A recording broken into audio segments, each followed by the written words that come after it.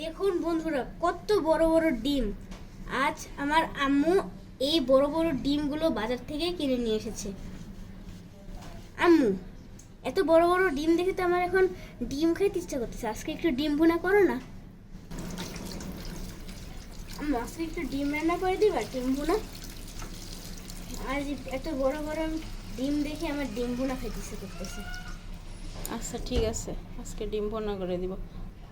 আচ্ছা ঠিক তো আছে। আমি 4টা ডিম নিয়ে সিদ্ধ দিয়ে আসি, তুমি তাড়াতাড়ি ডিমগুলো ধুয়ে ফেলো। আচ্ছা ঠিক আছে। দেখেন, আমি আম্মুকে হেল্প করে ডিম ধুয়ে দিচ্ছি।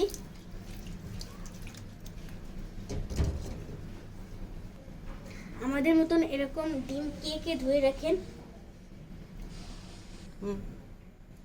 অবশ্যই কিন্তু আপনারা ডিম ধুয়ে রাখবেন। ডিমের গায়ে কিন্তু জীবাণু থাকে, তো ফ্রিজে রাখার আগে এরকম করে ডিম ভালো করে ধুয়ে নেবেন আপনারা। দেখুন, এবার আমি কড়াইতে 4টা ডিম দিয়ে দিই, কারণ আম্মু আজকে আমার জন্য ডিম ভুনা করবে।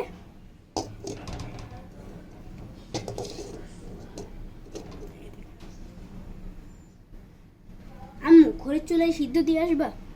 হ্যাঁ, দিয়ে আসতেছি। দেখুন বন্ধুরা, আম্মু আমার জন্য ডিম ভুনা করবে, এই জন্য খড়ির চুলায় ডিম সিদ্ধ বসিয়ে দিয়েছে। বাইরে ছাদে কত রোদ, তাও আম্মু কষ্ট করে এই রোদের ভিতরে বসে বসে আমার জন্য ডিম রান্না করবে। এদিকে দেখেন ভাত হয়ে গেছে, এখানে ভাত ঠিকা দিয়ে রেখেছে। ডিম সিদ্ধ হয়ে গেলে পরে আমার আম্মু আমাকে ডিম রান্না করে দিবে। তারপর রান্না হয়ে গেলে আমি ভাত খাবো। দেখুন বন্ধুরা, অবশেষে আমার ডিম ধোয়া শেষ।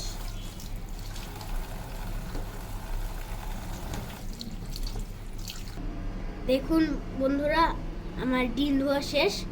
এখন আমার আম্মু ডিম রান্না করার জন্য পেঁয়াজ মরিচ শিলপাটায় বেটে নেবে, সাথে জিরাও। তারপরে আমাকে ডিম রান্না করে দিবে। তো চলেন দেখি কিভাবে আম্মু আমার জন্য ডিম রান্না করে।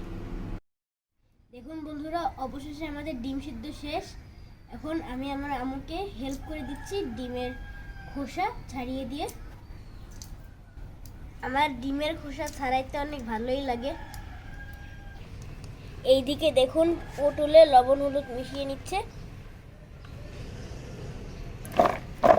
এবার লবণের হলুদ আর পটল এবং আলু একসাথে ভালোভাবে এরকম নাড়িয়ে মাখিয়ে নিচ্ছে। দেখুন, আমার ডিমগুলো ছিলানো হয়ে গিয়েছে। এবার আমি একটি গামলায় ডিমগুলো উঠিয়ে রাখছি। এবার পটলগুলো হালকা করে ভেজে নিব। দেখুন, পটলের এক পাশ ভাজা হয়ে গিয়েছে, এখন উল্টিয়ে দিচ্ছে। দেখুন বন্ধুরা, পটল ভাজা হয়ে গেছে, এখন নামিয়ে নিচ্ছে। দেখুন বন্ধুরা, এবার সেদ্ধ করে ডিমগুলো ভেজে নিচ্ছে। ডিমের ভিতরে হালকা লবণ ও হলুদের গুঁড়া দিয়ে দিচ্ছে। ডিমটাকে একটু ব্রাউন কালার করে ভেজে দিতে হবে। ডিমগুলো ভাজা হয়ে গিয়েছে, এখন নামিয়ে নিচ্ছে।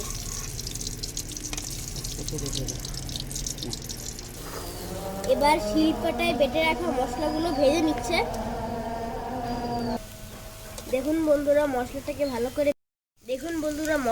ভালো করে কষানো হয়ে গিয়েছে।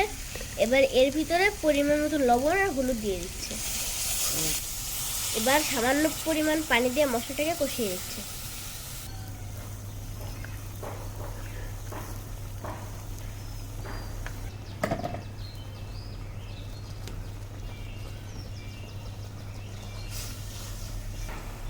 দেখুন বন্ধুরা, এই তরকারির ভিতরে কিন্তু আমরা পানি ব্যবহার করব না, এর ভিতরে আমরা নারকেলের দুধ ব্যবহার করব। আগে থেকে বের করে রাখা নারকেলের দুধ এখন দিয়ে দিচ্ছে।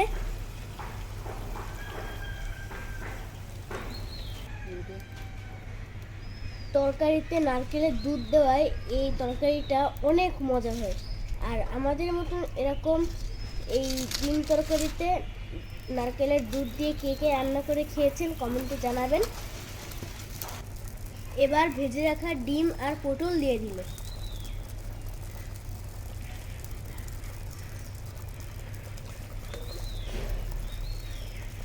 দেখুন বন্ধুরা, অবশেষে আমাদের রান্নাটি শেষ। এখন একটি গামলায় নামিয়ে নিচ্ছে। ওয়াও, দেখুন এটার কি সুন্দর কালার! ওয়াও, কত লোভনীয় দেখতে!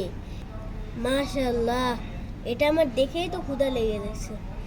আপনাদেরও মনে হয় ক্ষুধা লেগে গেছে এত সুন্দর তরকারির কালার দেখে। আমাদের মতন এরকম ডিম পটল ভুনা কে কে রান্না করে খেয়েছেন, নারকেলের দুধ দিয়ে রান্না করেছেন, জানাবেন। তো আজকের মতন ভিডিওতে এখানেই শেষ। আর আমার ভিডিও যদি ভালো লাগে তাহলে শেয়ার করে দিবেন। আল্লাহ হাফেজ।